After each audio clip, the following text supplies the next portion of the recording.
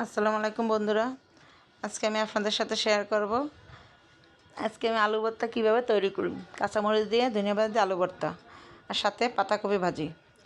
আমার আজকের রেসিপিটা সামান্য আলু ভর্তা আর পাতাকপি ভাজি আর ডাউল, পাঁচফোড়ন বাগার দিয়ে ডাউল রান্না।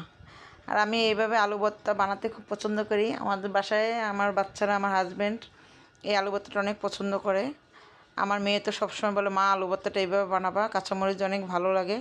আমার অনেক ভালো লাগে এভাবে আলু ভর্তা বানালে, আমার পেট ভরে ভাত খেয়ে ফেলি। আলুটা আমি সেদ্ধ করে নিয়েছি। প্রথমত আলুটা অনেকক্ষণ ধরে সেদ্ধ করতে হবে। সেদ্ধ করে দিয়ে এদের আমি পাতাকপি ভাজি বসিয়ে দিছি অন্য চুলায়। পাতাকপি দিয়ে হলুদ মরিচ দিয়ে তেল দিয়ে আমি একবারে বসাই দিছি। এদের ডাল রান্নাটা হয়ে গেছে, আপনাদের সাথে এটা শেয়ার করা হয় নাই। এই পাঁচফোড়ন বাগার দিয়ে পাতলা ডাল রান্না করছি।